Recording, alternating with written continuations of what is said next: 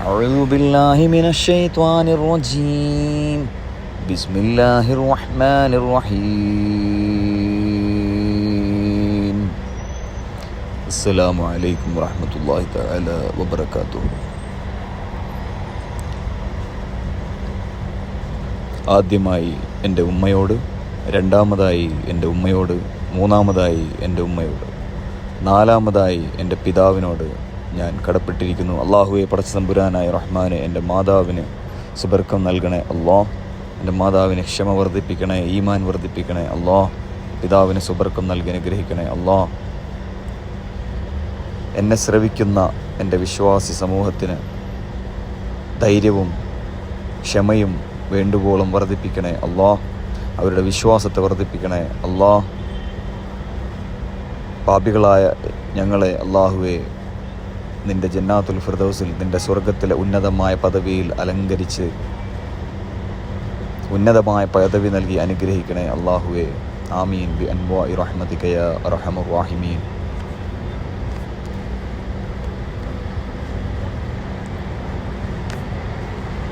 അള്ളാഹുവിൻ്റെ തീരുമാനം, Allah's decree. What is Allah's decision? എന്താണ് അള്ളാഹുവിൻ്റെ തീരുമാനം?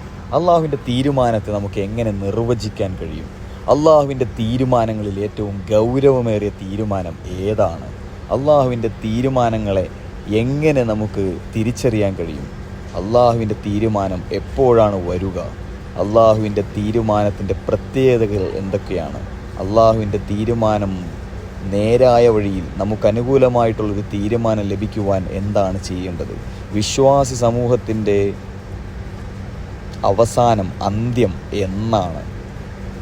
ഡേ ഓഫ് ജഡ്ജ്മെൻറ്റ്, ഖിയാമത്ത് നാൾ, മഹ്ശറ, ഇതെല്ലാം എന്നാണ്? What is the time? Which date? Which time? What is the exact time which will going to happen? Which we all gathered. നമ്മളെല്ലാവരും ഒത്തുചേരണം. എവിടെ? മഹ്ശറയിൽ ഒത്തുചേരണം.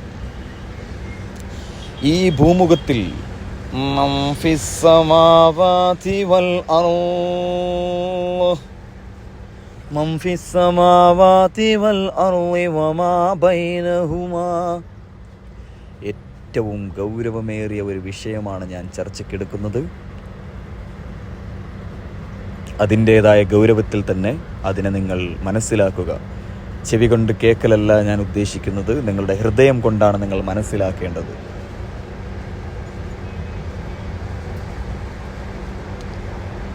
നിങ്ങളുടെ ആത്മാവിനെ പൂർണ്ണമായും അള്ളാഹുവിലേക്ക് സമർപ്പിച്ചാൽ മാത്രമേ നിങ്ങൾക്ക് ഈ ഒരു പ്രഭാഷണം സധൈര്യത്തോടെ കേട്ട് പൂർത്തിയാക്കുവാൻ സാധിക്കുകയുള്ളൂ. ഈ പ്രഭാഷണം നിങ്ങൾ കേട്ട് തീരണമെങ്കിൽ അല്പം ധൈര്യം ആവശ്യമാണ്. അള്ളാഹുവിൻ്റെ തീരുമാനം പറയുന്നതിന് മുൻപായിട്ട് മുഹമ്മദ് നബിയുടെ മരണം, മുഹമ്മദ് നബിയുടെ ജനനം, ഖുർആൻ അവതരിപ്പിച്ച വർഷം, മുഹമ്മദ് നബി ജീവിച്ചിരുന്ന വർഷം, മുഹമ്മദ് നബിയുടെ സമുദായം എത്ര വർഷം ഇവിടെ ജീവിക്കും, മുഹമ്മദ് നബിയുടെ സമുദായത്തിന് കാലാവധിയുണ്ടോ, മുഹമ്മദ് നബിയുടെ സമുദായം 1400 വർഷം പിന്നിടുമോ, മുഹമ്മദ് നബിയുടെ സമുദായം 1500 വർഷം പിന്നിടുമോ, മുഹമ്മദ് നബിയുടെ സമുദായം 1450 വർഷം പിന്നിടുമോ, ഈസാ നബി ഏത് വർഷമാണ് തിരിച്ചു വരിക, അള്ളാഹു ഈസാ നബിയെ ഏത് വർഷമാണ് ഭൂമിയിലേക്ക് തിരിച്ചയക്കുക, ഇത്തരം വിഷയങ്ങളിലേക്കാണ് നമ്മൾ ചർച്ച ചെയ്യാൻ പോകുന്നത്.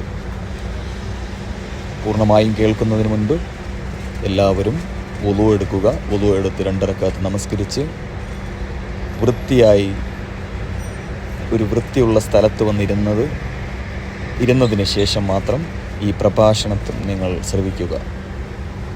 അല്ലാത്ത പക്ഷം നിങ്ങൾക്ക് നല്ല ധൈര്യം ഉള്ളവരായിരിക്കണം. ധൈര്യശാലികൾക്ക് മാത്രമേ ഈ ഒരു പ്രഭാഷണം ഉൾക്കൊള്ളുവാൻ സാധിക്കുകയുള്ളൂ. ഭയപ്പാട് വരാതിരിക്കുവാനാണ് ഞാൻ പറയുന്നത്. വുളു എടുക്കുക. വുളു എടുത്തതിന് ശേഷം മാത്രം ഈ പ്രഭാഷണം മുഴുവനായി കേൾക്കുക. അതിനു മുൻപായി നിങ്ങളൊരു ഫാത്തിഹ ഓതുക. അഊദു ബില്ലാഹി മിനശ് ശൈത്വാനിർ റജീം. ബിസ്മില്ലാഹിർ റഹ്മാനിർ റഹീം. അൽഹംദുലില്ലാഹി റബ്ബിൽ ആലമീൻ. അർറഹ്മാനിർ റഹീം. മാലികി യൗമിദ്ദീൻ. ഇയ്യാക നഅ്ബുദു വ ഇയ്യാക നസ്തഈൻ. ഇഹ്ദിനസ് സിറാത്തൽ മുസ്തഖീം. സിറാത്തൽ ലദീന അൻഅംത അലൈഹിം ഗൈറിൽ മഗ്ദൂബി അലൈഹിം വലദ്ദാല്ലീൻ. ആമീൻ. ഈ പ്രഭാഷണം തുടങ്ങുന്നതിന് മുൻപ് നമ്മൾ ആദ്യമായി അറിഞ്ഞിരിക്കേണ്ടത് AD നൂറ്റാണ്ടും BC നൂറ്റാണ്ടും. എന്താണ് AD നൂറ്റാണ്ട്, എന്താണ് BC നൂറ്റാണ്ട്, എന്താണ് CE കോമൺ എറ എന്ന് പറയും. AD നൂറ്റാണ്ടിൻ്റെ സമാനമായ പേര് തന്നെയാണ് CE, അതായത് കോമൺ എറ. CE എന്നത് ADയെയും സൂചിപ്പിക്കുന്നു. AD എന്ന് പറഞ്ഞാൽ അന്നോ ഡൊമിനി എന്ന് പറയും. അന്നോ ഡൊമിനി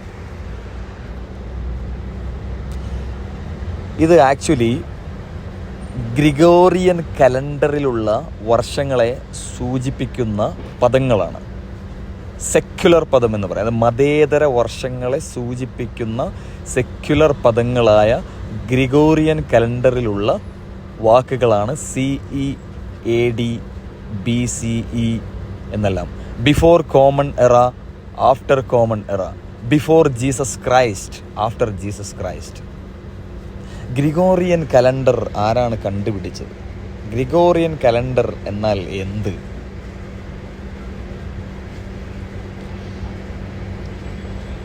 അള്ളാഹുവിൻ്റെ ഹബീബ് മുത്തു മുഹമ്മദ് മുസ്തഫ സല്ലല്ലാഹു അലൈഹി വസല്ലം എൻ്റെയും നിങ്ങളുടെയും രാജാവ് മുത്തു മുഹമ്മദ് നേതാവ്.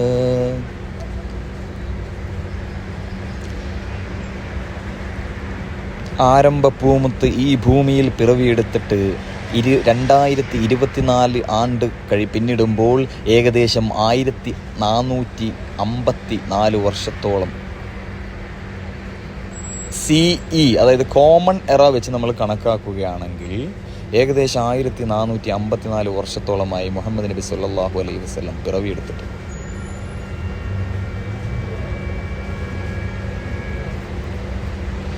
ഏതാണ്ട് 23 വർഷത്തോളം സമയമെടുത്തിട്ടാണ് പരിശുദ്ധ ഖുർആൻ പൂർണ്ണമായും മുഹമ്മദ് നബിക്ക് ജിബ്രീൽ അലൈഹിസ്സലാത്തു വസ്സലാം വഴി അള്ളാഹു സുബ്ഹാനഹു വ തആല വഹി മുഖേന ജിബ്രീൽ അലൈഹിസ്സലാത്തു വസ്സലാം വഴി പരിശുദ്ധ ഖുർആൻ മുഹമ്മദ് നബിക്ക് അവതരിപ്പിച്ചു കൊടുത്തത്. 610 CE, 610 കോമൺ ഇറ, ആ വർഷമാണ് ഖുർആൻ ആദ്യമായി ഇറങ്ങുന്നത്. ബിസ്മില്ലാഹിർ റഹ്മാനിർ റഹീം. ഇഖ്റ ബിസ്മി റബ്ബിക്കല്ലദീ ഖലഖ്. ഇഖ്റ, ഓ നബിയേ, ഓ മുത്ത് മുഹമ്മദ് നബിയേ, വായിക്കൂ, പഠിക്കൂ, എഴുതൂ. നിങ്ങൾ വായിച്ചാൽ വളരും, വായിച്ചാലേ വളരൂ.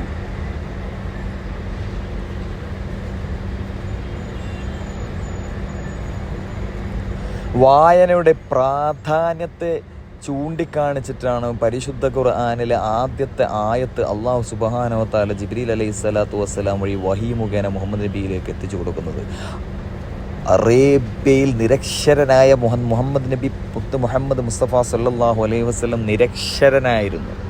എഴുതാനോ വായിക്കാനോ അക്ഷരങ്ങൾ എന്താണെന്ന് പോലും അറിയാത്ത അറേബ്യൻ നൂറ്റാണ്ടിൽ ജീവിച്ചിരുന്ന മുഹമ്മദ് നബിയിലേക്ക് ഖുർആൻ അള്ളാഹു സുബ്ഹാനഹു വ തആല അവതരിപ്പിച്ചു കൊടുക്കുമ്പോൾ ആദ്യമായി പറഞ്ഞ വാക്ക് ഇഖ്റ, ഓ നബിയെ വായിക്കൂ. ഈ വായിക്കൂ എന്നുള്ളത് ആക്ച്വലി സത്യത്തിൽ മാനവരാശിക്കുള്ളൊരു ഉപദേശമാണ്. നിങ്ങൾ വായിച്ച് മനസ്സിലാക്കൂ. എൻ്റെ മുൻപത്തെ ഖുർആൻ ലെക്ചർ കേട്ടവർ ശ്രദ്ധിച്ചവർക്ക് അറിയാൻ സാധിക്കും, നിങ്ങൾക്കൊരു കഴിവുണ്ട്. എൻ്റെ പ്രഭാഷണം കേൾക്കുന്ന ഓരോ ആത്മാവിനും ഓരോ ശരീരത്തിനും ഒരു കഴിവുണ്ട്. ആ കഴിവ് കണ്ടെത്തണമെങ്കിൽ നിങ്ങൾ വായിച്ചു തുടങ്ങണം, നിങ്ങൾ ചിന്തിച്ചു തുടങ്ങണം. എന്നാലേ നിങ്ങൾക്ക് നിങ്ങളുടെ കപ്പാസിറ്റി, നിങ്ങളുടെ കഴിവുകൾ കണ്ടെത്താൻ സാധിക്കുകയുള്ളൂ എന്ന് അള്ളാഹു സുബ്ഹാനഹു വ തആല അടിവരയിട്ട് ഉറപ്പിക്കുന്ന ഒരു ആയത്ത് കൂടിയായിരുന്നു ഇഖ്റ.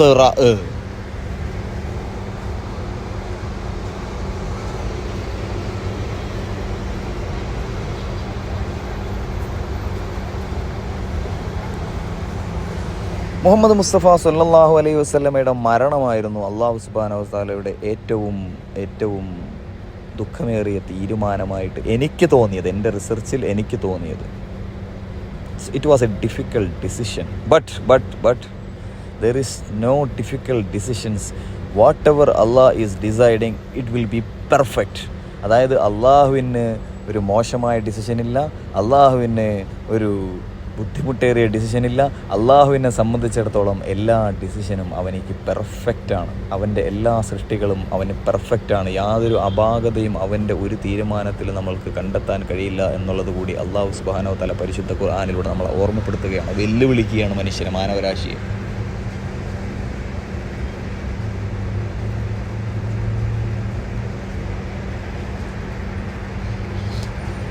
മുഹമ്മദ് മുസ്തഫ സല്ലല്ലാഹു അലൈഹി വസല്ലമയുടെ ഉമ്മത്തിൻ്റെ കാലഘട്ടം 1400 വർഷം പിന്നിടില്ല, അല്ലെങ്കിൽ 1400 വർഷത്തോളമേ പിന്നിടുകയുള്ളൂ എന്ന് ചില ഹദീസുകളിലൊക്കെ പരാമർശിച്ചിട്ടുണ്ട്. പക്ഷേ അതിൻ്റെ ആധികാരികതയെക്കുറിച്ച് എനിക്കറിയില്ല.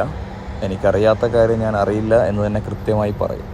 എനിക്കറിയില്ല അത് എക്സാക്റ്റ് എന്താണ്, 1400 ആണോ, 1500 ആണോ, 1450 എത്ര വർഷം ഇത് പിന്നിടുമെന്ന് എനിക്ക് പൂർണ്ണമായ അറിവില്ല. പക്ഷേ BC അല്ലെങ്കിൽ CE, AD, BCE ഇങ്ങനെയുള്ള നൂറ്റാണ്ടുകളുടെ കണക്കുകൂട്ടലുകൾ വെച്ച് നോക്കുമ്പോൾ ഏകദേശം 1454 വർഷത്തോളം നമ്മൾ പിന്നിട്ട് കഴിഞ്ഞു.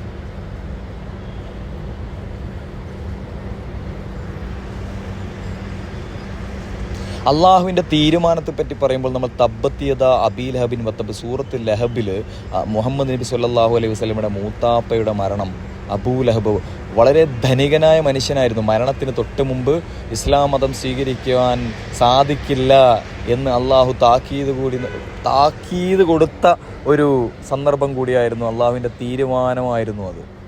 മരണത്തിന് തൊട്ട് മുമ്പ് ആർക്കും വിശ്വാസിയാവാൻ കഴിയില്ലടാ, അതിനു മുൻപേ ഞാൻ തീരുമാനമെടുത്ത് വെച്ചിരിക്കുന്നതാണ്. അതുകൊണ്ട് മരണത്തിന് തൊട്ട് മുമ്പ് ഇപ്പോൾ ഇന്ന് രാവിലെ ഒരു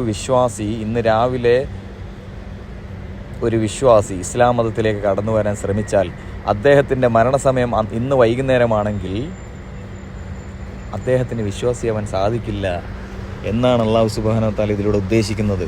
അതായത് നിങ്ങൾക്ക് വിശ്വാസിയാവണമെങ്കിൽ ഞാൻ അനുവദിച്ച് തന്നിട്ടുള്ള നിശ്ചിത സമയത്തിനുള്ളിൽ തന്നെ നിങ്ങൾ വിശ്വാസിയാകണമായിരുന്നു.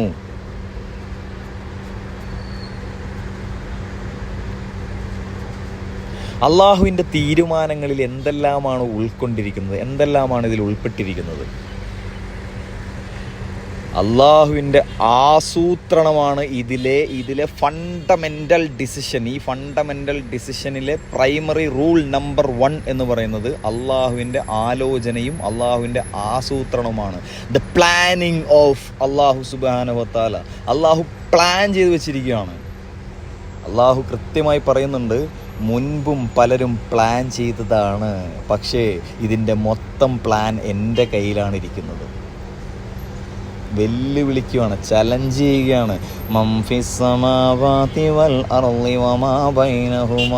ഈ ഭൂലോകത്തിലുള്ള സകല ചരാചര വസ്തുക്കളെയും അല്ലാഹു സുബ്ഹാനഹു വ തആല വെല്ലുവിളിക്കുകയാണ്. ഹേ മനുഷ്യ, ഹേ ജിന്നുവർഗമേ, ഹേ മൃഗവർഗമേ, ഹേ വൃക്ഷങ്ങളെ, ഹേ മത്സ്യവർഗങ്ങളെ, ഹേ ഭൂമിയെ, ഹേ ആകാശമേ, പർവ്വതങ്ങളെ, കൊതുക് വർഗമേ, പൂമ്പാറ്റയെ, തേനീച്ചയെ, ആറ്റം ബോംബേ, ഹൈഡ്രജൻ, ഓക്സിജൻ എന്ന് വേണ്ട സകല ചരാചര വസ്തുക്കളെയും അല്ലാഹു സുബ്ഹാനഹു വ തആല വെല്ലുവിളിക്കുകയാണ്. നീയൊക്കെ പ്ലാൻ ചെയ്യുന്നതിന് മുൻപേ തന്നെ ഇതിൻ്റെ പ്ലാനും എക്സിക്യൂഷനും എല്ലാം ഞാൻ തീരുമാനിച്ച് വെച്ചിരിക്കുകയാണ്.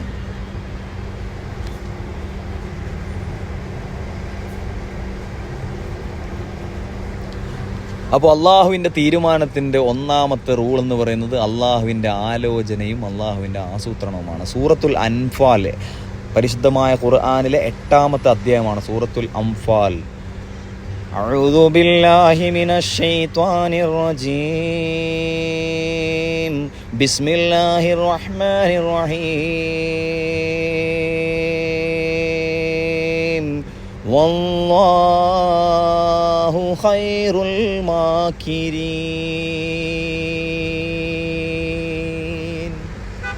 അല്ലാഹ് is the best of planners.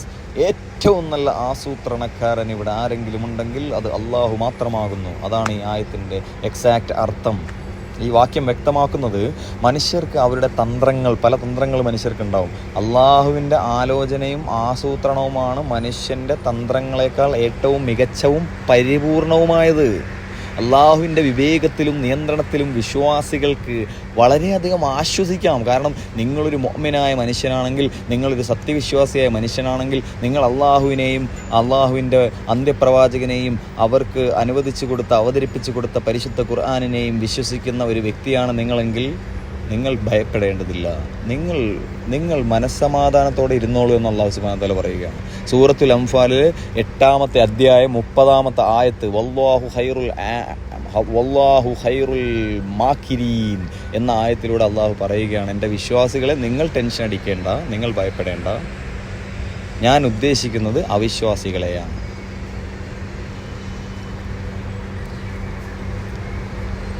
അള്ളാഹുവിൻ്റെ തീരുമാനത്തിൻ്റെ രണ്ടാമത്തെ റൂൾ എന്താണ്? രണ്ടാമത്തെ റൂൾ വിശ്വാസികളും അവരുടെ ഫെയ്ത്തും അവരുടെ വിധിയും.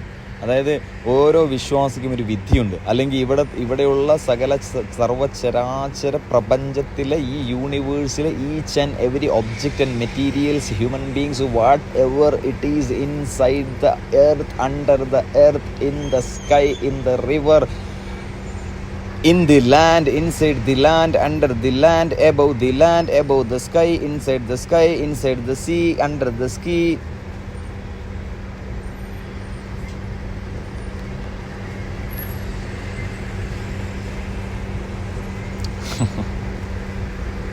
എല്ലാത്തിനും അള്ളാഹുവിൻ്റെ ഒരു വിധിയുണ്ട്.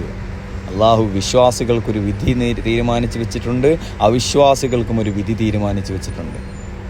അള്ളാഹുവിൻ്റെ ആകെ മൊത്തം തീരുമാനത്തെ നമുക്ക് 3ആയി ഭാഗിക്കാം. അള്ളാഹുവിന് ഒരു തീരുമാനമേ ഉള്ളൂ. അള്ളാഹുവിൻ്റെ ഡിസിഷൻ എന്നുള്ളതാണ് അള്ളാഹുവിൻ്റെ തീരുമാനം. അള്ളാഹുവിൻ്റെ തീരുമാനം തന്നെയാണ് അള്ളാഹുവിൻ്റെ തീരുമാനം.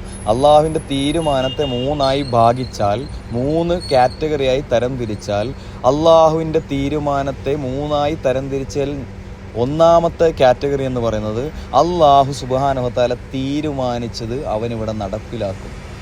അതാണ് 1. അല്ലാഹു സുബ്ഹാനഹു വ തആല തീരുമാനിച്ചത് അവൻ ഇവിടെ നിന്നും തിരിച്ചെടുക്കും. അതാണ് 2. അല്ലാഹു സുബ്ഹാനഹു വ തആല തീരുമാനിച്ചത് ഇവിടെ നിലനിർത്തും. അതാണ് 3.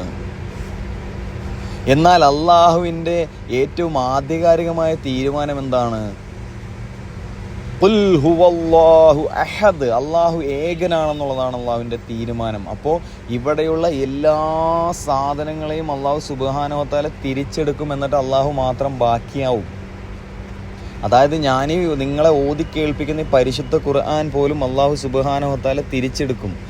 നിങ്ങളുടെ റൂഹിനെ പിടിക്കാൻ വരുന്ന മലക്കുൽ മൗത്ത് അസ്റായീലിനെ വരെയും അള്ളാഹു സുബ്ഹാനഹു വ തആല തിരിച്ചെടുക്കും.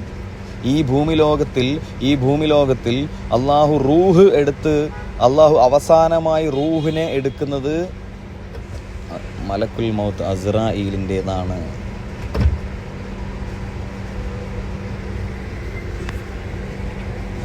أعوذ بالله من الشيطان الرجيم بسم الله الرحمن الرحيم كل نفس ذائقة الموت.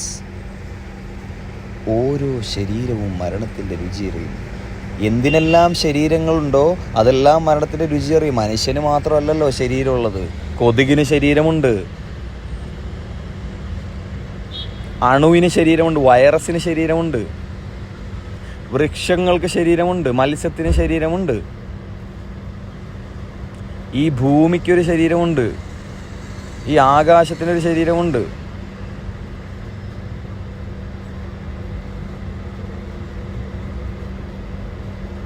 മരണം എന്നാൽ എന്താണ് ഉദ്ദേശിക്കുന്നത്? ഇവിടെ അള്ളാഹു മാത്രം ബാക്കിയാകും എന്ന് പറയുന്നത് എന്താണ് ഉദ്ദേശിക്കുന്നത്? അള്ളാഹു എന്താണ് ഉദ്ദേശിക്കുന്നത് എന്ന് നിങ്ങൾ എന്തെങ്കിലും ആലോചിച്ചിട്ടുണ്ടോ? എൻ്റെ പ്രിയപ്പെട്ട വിശ്വാസി സമൂഹമേ, എൻ്റെ പ്രിയപ്പെട്ട മാനവരാശിയോട് ഞാൻ ചോദിക്കുകയാണ്, ഇതിനെക്കുറിച്ചെല്ലാം നിങ്ങൾ ഏതെങ്കിലും ഒരു സമയത്ത് നിങ്ങളിരുന്ന് വ്യക്തമായിട്ട് അതിതീവ്രമായി നിങ്ങളിരുന്ന് ആലോചിച്ചിട്ടുണ്ടോ? അള്ളാഹുവിൻ്റെ തീരുമാനത്തിലെ ഒന്നാമത്തെ റൂൾ എന്താണ്? അള്ളാഹുവിൻ്റെ ആലോചനയും ആസൂത്രണവും. രണ്ടാമത്തേതെന്താണ്? വിശ്വാസികൾക്ക് അള്ളാഹു കൽപ്പിച്ചിരിക്കുന്ന വിധി, വിശ്വാസികളുടെയും അവിശ്വാസികളുടെയും വിധി എന്താണ്? മൂന്നാമത്തേതെന്താണ്? നമ്മുടെ ജീവിതവും നമ്മുടെ മരണവും നമ്മളുടെ പുനർജന്മവും. അപ്പോൾ നമ്മൾ ജീവിക്കുകയും ചെയ്യും, മരിക്കുകയും ചെയ്യും, വീണ്ടും നമ്മൾ പുനർജനിക്കും എന്ന് പറഞ്ഞാൽ എന്താണ് ഉദ്ദേശിക്കുന്നത്? എന്ന് പറഞ്ഞാൽ നമ്മൾ 2 പ്രാവശ്യം ജനിക്കും. ശരിക്കും പറഞ്ഞാൽ നമ്മൾ ഈ ഭൂമിയിലും ജനിക്കും, മരണശേഷവും നമ്മൾ വീണ്ടും ജനിക്കും. അതെന്നാണ് നമ്മൾ ജനിക്കുന്നത്? അത് ജനിക്കുന്നത് ഖിയാമത്ത് നാളിൽ, അതായത് ഡേ ഓഫ് ജഡ്ജ്മെന്റ്, മഹിഷറയിലാണ് നമ്മൾ ജനിക്കുന്നത്. ഇപ്പം നമ്മളിൽ നിന്ന് മരണപ്പെട്ടു പോയിട്ടുള്ള എല്ലാ ആളുകളും, വിശ്വാസിയും അവിശ്വാസിയും എന്ന് വേണ്ട, ഇതുവരെ ആരെല്ലാം മരിച്ചിട്ടുണ്ടോ, അതായത് പാസ്റ്റ് എന്ന് പറയും. നമ്മൾ സാധാരണ പറയും, നിങ്ങൾ പാസ്റ്റിനെ കുറിച്ച് ചിന്തിക്കരുത്, പാസ്റ്റിനെ കുറിച്ച് ചർച്ച ചെയ്യരുത്, പാസ്റ്റിൽ നിങ്ങൾ നല്ല കാര്യം മാത്രം എടുക്കൂ, പാസ്റ്റിൽ നിന്ന് മോശം കാര്യങ്ങൾ നിങ്ങൾ വിട്ടുകളയൂ. എന്തിനാണ് നിങ്ങൾ പാസ്റ്റിൽ തന്നെ നിൽക്കുന്നത്? കഴിഞ്ഞുപോയ കാലങ്ങളിൽ നിൽക്കരുത്. അലി റളിയല്ലാഹു അൻഹു പറഞ്ഞിട്ടുണ്ട്, നിങ്ങൾ കഴിഞ്ഞുപോയ കാലത്തെ മറന്നേക്കൂ, അതൊരിക്കലും നിങ്ങൾ ചർച്ച ചെയ്യരുത്, പ്രത്യേകിച്ച് അതിൽ നല്ലതൊന്നുമില്ലെങ്കിൽ. നല്ലതുണ്ടെങ്കിൽ നമുക്ക് ചർച്ച ചെയ്യാം, കുഴപ്പമൊന്നുമില്ല.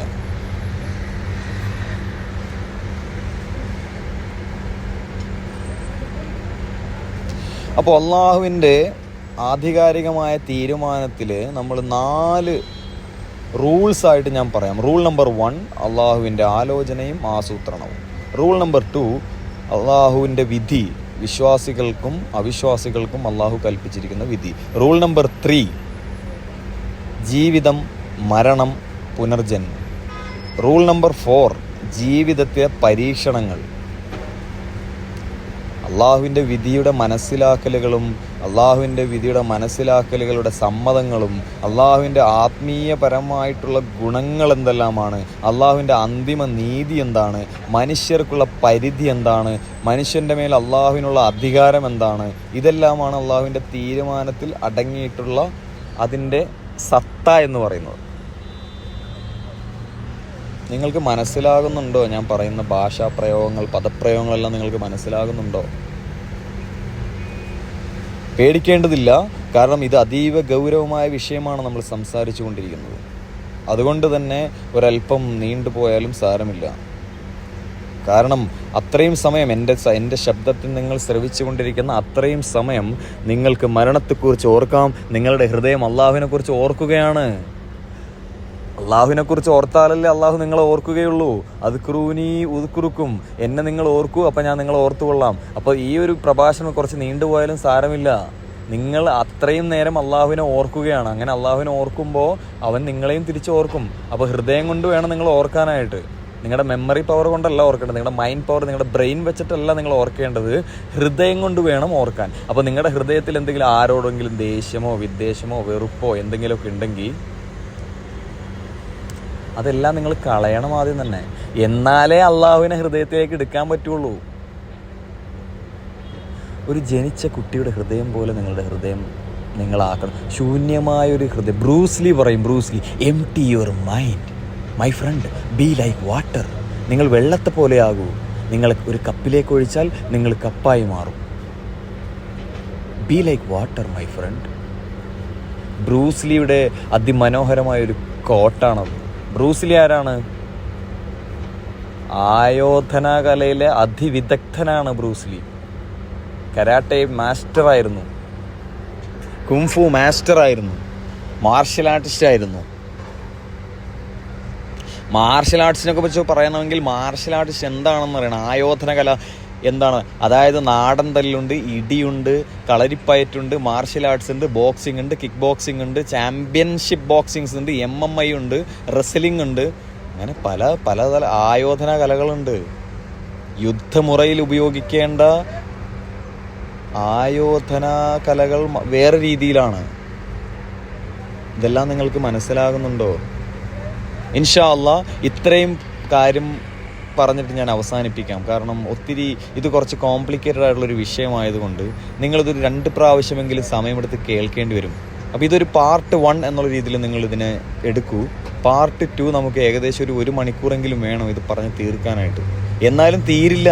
ഇതിൻ്റെ ഒരു ബേസിക് സാധനം മാത്രമാണ് എനിക്കൊരു 1.5 മണിക്കൂറിൽ ഇത് പറഞ്ഞു തരാൻ പറ്റുള്ളൂ. ഞാൻ ഈ ഒരു അള്ളാഹുവിൻ്റെ തീരുമാനം എന്ന വിഷയം ഞാനിതെടുത്ത് പറയാൻ തുടങ്ങിക്കഴിഞ്ഞാൽ ഒരു 100 വർഷം എടുത്താലും തീരില്ല. അത്രയ്ക്കുണ്ട് പറയാൻ.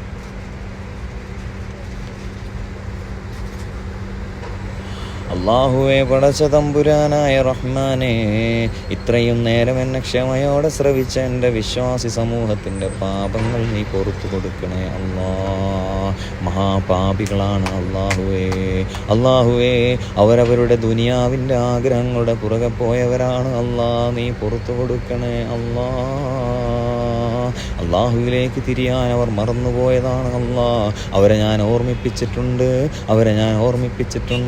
അവർ അല്ലാഹുവിലേക്ക് ഇനി തിരിയുന്നതാണ് അല്ലാ. നിൻ്റെ അദാബൊന്നും ഞങ്ങൾക്ക്, അതിവേഗത്തിലുള്ള അദാബുകളെ ഒന്നും ഞങ്ങൾക്ക് തരല്ലേ അല്ലാ.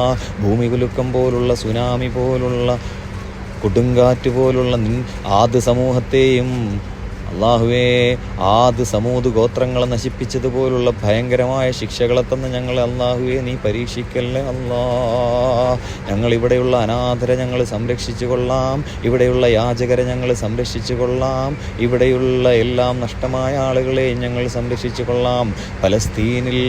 പലസ്തീനിൽ കരഞ്ഞുകൊണ്ടിരിക്കുന്ന കുട്ടികളുടെ ഹൃദയം ഞങ്ങൾ സന്തോഷപൂരിതമാക്കിക്കൊള്ളാം അല്ലാഹുവേ. ഞങ്ങളുടെ സമുദായത്തെ ഞങ്ങൾ ശക്തിപ്പെടുത്തിക്കൊള്ളാം. ആദ്യമായി ഞാൻ നന്നാവണം. അതിനെന്താണ് നിങ്ങൾ ചെയ്യേണ്ടത് എൻ്റെ വിശ്വാസി സമൂഹമേ? ആദ്യമായി നിങ്ങൾ നന്നാവണം, സ്വയം നന്നാവണം. ഇപ്പം ഞാൻ നന്നായിട്ടില്ലേ, അതുപോലെ ആദ്യം നിങ്ങൾ സ്വന്തം നന്നാവണം, സ്വയം നന്നാവണം. നിങ്ങൾ സ്വയം നന്നായിട്ട് നിങ്ങൾ എന്ത് ചെയ്യണം? നിങ്ങളുടെ വീട്ടിലുള്ളവരെ നന്നാക്കണം. അവർ പറഞ്ഞാൽ കേട്ടില്ലെങ്കിൽ അവരെ ഇടിച്ച് നന്നാക്കി എടുക്കണം. ഇടി കൊടുക്കേണ്ടടുത്ത് ഇടി തന്നെ കൊടുത്ത് നന്നാക്കി എടുക്കണം നിങ്ങളവരെ. നിങ്ങളുടെ സ്വന്തം വീട്ടുകാരല്ലേ, നിങ്ങൾ എന്തിനാണ് അവരെ ഇടിക്കുന്നത്? എന്തിനാണ് നിങ്ങൾ അവരെ അസഭ്യം പറയുന്നത്? അവരെ നന്നാക്കി എടുത്തില്ലെങ്കിൽ എന്താണ് പ്രശ്നം സംഭവിക്കുക? അവർ നരകത്തിൽ പോകും. അവർ നരകത്തിൽ പോവരുത്. നമ്മുടെ വീട്ടിലുള്ള എൻ്റെ ഉമ്മയോ എൻ്റെ ജ്യേഷ്ഠന്മാരോ എൻ്റെ സഹോദരങ്ങളോ എൻ്റെ മൂത്താപ്പാടെ മക്കൾ, എൻ്റെ കൊച്ചാപ്പാടെ മക്കൾ, എൻ്റെ നാട്ടിലുള്ള എൻ്റെ സുഹൃത്തുക്കളൊക്കെ നരകത്തിൽ പോയാൽ എനിക്ക് ഇഷ്ടപ്പെടില്ല. എനിക്ക് എൻ്റെ ദുഃഖം അടക്കാൻ കഴിയില്ല. അപ്പോൾ പറഞ്ഞാൽ കേൾക്കാത്തവരെ ഞാൻ പറഞ്ഞ് മനസ്സിലാക്കുന്ന രീതി, ഏത് രീതി വേണമെങ്കിലും ഞാൻ എടുക്കും. 2 എണ്ണം പൊട്ടിക്കേണ്ടി വന്നാൽ ഞാൻ പൊട്ടിക്കും. ഇടിച്ച് മനസ്സിലാക്കേണ്ടവരെ ഇടിച്ച് മനസ്സിലാക്കും. സംസാരത്തിലൂടെ മനസ്സിലാക്കേണ്ടവരെ സംസാരത്തിലൂടെ മനസ്സിലാക്കി കൊടുക്കും. അപ്പോൾ നിങ്ങൾ ആദ്യം സ്വയം നന്നാവുക, അതിനുശേഷം നിങ്ങളുടെ വീട്ടുകാരെ നന്നാക്കുക, അതിനുശേഷം നിങ്ങളുടെ കുടുംബത്തെ നന്നാക്കുക, അതിനുശേഷം നിങ്ങളുടെ നാടിനെ നന്നാക്കുക, അതിനുശേഷം നിങ്ങളുടെ വിശ്വാസി സമൂഹത്തെ നന്നാക്കിയെടുക്കാൻ നോക്കുക. എന്നിട്ട് മാത്രം നിങ്ങൾ പൊതുജന മധ്യത്തിലേക്ക് ഇറങ്ങിയാൽ മതി. ഇപ്പോൾ കുറച്ച് സമയമെടുക്കുന്ന പ്രോസസ്സാണ്. നമുക്ക് നോക്കാം, ഞാൻ മുൻപിൽ നിന്ന് നയിക്കാൻ പറ്റുമോ നോക്കാം. അള്ളാഹുവിൻ്റെ തീരുമാനമുണ്ടെങ്കിൽ മാത്രം അള്ളാഹുവിൻ്റെ ഔദാര്യം കൊണ്ട് ഈ ഭൂമിയിൽ ജീവിച്ചു പോകുന്ന വെറും ഒരു അടിമ മാത്രമാണ് ഞാനൊന്നുമല്ല. ഞാനൊരു പുഴു പോലുമല്ല, ഞാനൊരു ഈയൽ പോലുമല്ല, ഞാനൊരു പാറ്റ പോലുമല്ല. ഒരു പല്ലിക്ക് പോലും എന്നേക്കാൾ ക്വാളിറ്റിയും ഗുണവുമുണ്ട്. ഒരു കഴിവുമില്ലാത്ത വെറും കീടമാണ് ഞാൻ. ആ ഒരു ബോധ്യം വേണം നിൻ്റെയൊക്കെ മനസ്സിൽ. ആ ഒരു ബോധ്യമാണ് എൻ്റെ സഹോദരങ്ങൾ, എൻ്റെ പ്രിയപ്പെട്ട സഹോദരങ്ങൾ, എൻ്റെ മാതാപിതാക്കളെ, എൻ്റെ ജ്യേഷ്ഠാനുജന്മാരെ, എൻ്റെ വിശ്വാസ സമൂഹമേ. അതാണ് നിങ്ങളുടെ ഹൃദയത്തിലാണ് ആ ബോധ്യം വേണ്ടത്. ഞാനൊരു 5 ക്വാളിറ്റി പറഞ്ഞു തരാം. 5 ക്വാളിറ്റി നിങ്ങൾ നിത്യജീവിതത്തിൽ ഇപ്പം മുതൽ, ഈ നിമിഷം മുതൽ നിങ്ങൾ അപ്ലൈ ചെയ്ത് തുടങ്ങും. നിങ്ങളൊരു സത്യവിശ്വാസിയായി മാറും. നിങ്ങൾക്ക് തന്നെ ബോധ്യപ്പെടും നിങ്ങൾ അള്ളാഹുവിലേക്ക് അടുത്തു എന്നുള്ളത്. 5 ക്വാളിറ്റി നിങ്ങൾ കീപ്പ് ചെയ്യും. ആദ്യത്തെ ക്വാളിറ്റി ക്ഷമ. നിങ്ങൾക്ക് ക്ഷമിക്കാൻ കഴിയുന്നില്ലെങ്കിൽ രണ്ടാമത്തെ ക്വാളിറ്റി നല്ല ചിന്ത, good thinking. The first quality is patience. The second quality is good thinking. The third quality is zero hate. അതായത് വെറുപ്പില്ലാത്ത ഒരു ഹൃദയം. അതാണ് 3ാമത്തെ ക്വാളിറ്റി. 4ാമത്തെ ക്വാളിറ്റി എന്താണ്? നമ്മുടെ ഈമാൻ കാര്യങ്ങളിലുള്ള 6ാമത്തെ കാര്യമുണ്ടല്ലോ, നന്മയും തിന്മയുമായുള്ള എല്ലാ കാര്യങ്ങളും അള്ളാഹുവിൽ നിന്നാണെന്ന് വിശ്വസിക്കുക എന്നുള്ളതാണ് 4ാമത്തെ ക്വാളിറ്റി. അതായത് നിങ്ങൾക്ക് എന്ത് സിറ്റുവേഷനാണ്, നിങ്ങളുടെ നല്ല സിറ്റുവേഷൻ ആണെങ്കിലും മോശം സിറ്റുവേഷൻ ആണെങ്കിലും അതിനെ നിങ്ങൾ ഹൃദയം കൊണ്ട് അംഗീകരിക്കണം. ആ സിറ്റുവേഷനിൽ നിങ്ങൾ തൃപ്തിപ്പെടണം. പരാതി പറയരുത് ആരോടും പോയിട്ട്. അയ്യോ എനിക്കെൻ്റെ മോളുടെ പ്രസവം അടുത്തേക്കുവാണ്, എനിക്ക് അതിൻ്റെ ആശുപത്രി ചെലവ് പ്രശ്നമാണല്ലോ, അയ്യോ ഞാൻ ആക്സിഡൻ്റായി കിടക്കുവാണ്, എന്നെ സഹായിക്കാമോ? അല്ലാഹുവേ, എൻ്റെ പാവപ്പെട്ട രോഗികളായ എത്രയോ വിശ്വാസികളുണ്ട്. ഇത് നാടിൽ നിന്ന് തുടങ്ങണം. നാട്ടിലുള്ളവരാദ്യം സഹായിക്കണം. നിങ്ങളുടെ കയ്യിൽ സമ്പത്ത് ഉള്ളത് നിങ്ങൾക്ക് എടുക്കാൻ വേണ്ടിയിട്ടല്ല. നിങ്ങൾ ഇവിടുന്ന് മരിച്ചു പോയി കഴിഞ്ഞാൽ നിങ്ങൾ ഈ കെട്ടിപ്പൂട്ടി വെച്ചിരിക്കുന്നത് നിങ്ങളുടെ ഖബറിലേക്കൊന്നും കൊണ്ടുപോയില്ല. എൻ്റെ വാപ്പ മരിച്ചു പോയതാണ്, എൻ്റെ വാപ്പിച്ച് മരിച്ചു പോയപ്പോൾ ഒന്നും കൊണ്ടുപോയില്ല. ഞങ്ങളെ കാണാൻ പോലും പറ്റിയില്ല അദ്ദേഹത്തിന്. 46 ദിവസം ആശുപത്രി കിടന്നിട്ട് മരിച്ചു പോയതാണ്. ആരെയും കാണാതെ മരിച്ചു പോയതാണ് അദ്ദേഹം. ക്ഷമയുടെ നെല്ലിപ്പലക, ക്ഷമയുടെ എക്സ്ട്രീം ലെവൽ കണ്ട മനുഷ്യനാണ്. അതിനുശേഷമാണ് അദ്ദേഹത്തിൻ്റെ ആത്മാവിൻ്റെ കേപ്പബിലിറ്റി, അദ്ദേഹത്തിൻ്റെ ആത്മാവിൻ്റെ ഒരു കപ്പാസിറ്റി ഓർത്തിട്ട് എനിക്ക് പോലും എത്തിപ്പിടിക്കാൻ പറ്റാത്ത അത്രയും കപ്പാസിറ്റി ഉള്ള ആത്മാവായിരുന്നു അദ്ദേഹത്തിൻ്റെ പകുതിയിലൊന്നു പോലും കപ്പാസിറ്റി എൻ്റെ ആത്മാവിനില്ല എന്നാണ് ഞാൻ മനസ്സിലാക്കുന്നത്. ഇൻഷാ അല്ലാഹ് ഇതെല്ലാം മനസ്സിലാക്കുവാനുള്ള ബോധവും ബുദ്ധിയും എൻ്റെ വിശ്വാസ സമൂഹത്തിന് ഉണ്ടാവട്ടെ. ആമീൻ ബി അൻവാഇ റഹ്മതിക യാ അർഹമർ റഹീമീൻ. നമുക്ക് ചെറിയൊരു ദുആ ചെയ്യാം, മരണപ്പെട്ടവർക്കെല്ലാം വേണ്ടി ഒരു ദുആ ചെയ്യാം. അഊദുബില്ലാഹി മിനശ് ശൈത്വാനിർ റജീം.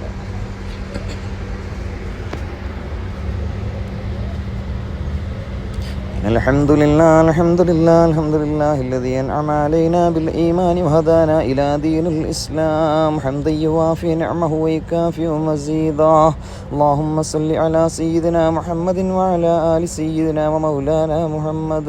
اللهم أوصل وبلغ مثل ثواب ما قرأناه هذه هدية واصلة ورحمة نازلة وبركة شاملة منا إلى حضرة روح نبينا محمد المصطفى صلى الله عليه وسلم وإلى حضرات آبائه وإخوانه من الأنبياء والمرسلين وإلى حضرات أزواجه الطاهرات أمهات المؤمنين.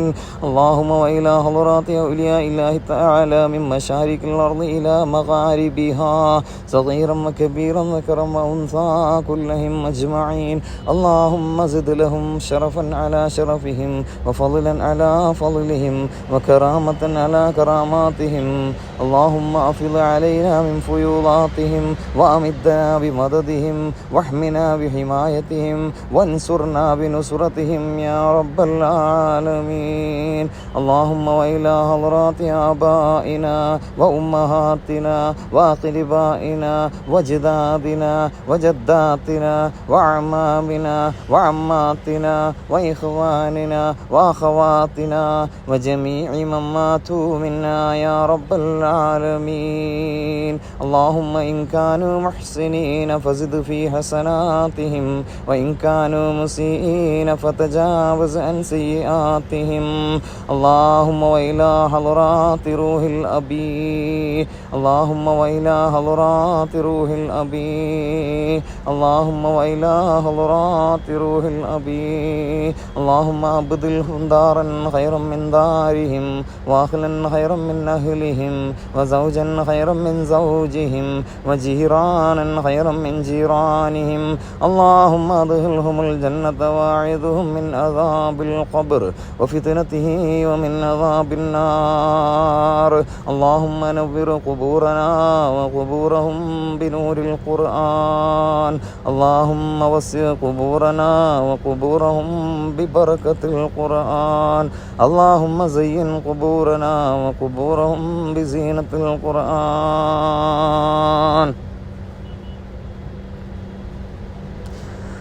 اللهم انشنا واجبرنا وارفعنا وارزقنا واهدنا لصالح الأعمال والأخلاق. ربنا آتنا في الدنيا حسنة وفي الآخرة حسنة وقنا عذاب النار. ربنا تقبل منا إنك أنت السميع العليم وتب علينا إنك أنت التواب الرحيم. اللهم أجرنا من النار اللهم أجرنا من النار اللهم أجرنا من النار. اللهم اجعل آخر كلامنا عند الموت قول لا إله إلا الله. توفني مسلما وألحقني بالصالحين.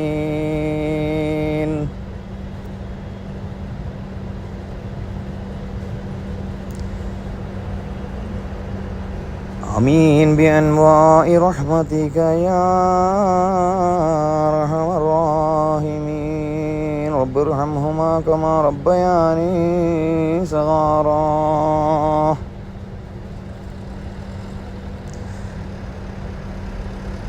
آمين آمين. صلى الله تعالى وسلم على خير خلقه سيدنا محمد وآله وصحبه أجمعين. سبحان ربك رب العزة عما يصفون وسلام على المرسلين والحمد لله رب العالمين.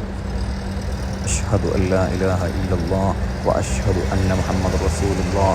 إنا لله وإنا إليه راجعون. السلام عليكم ورحمة الله تعالى وبركاته.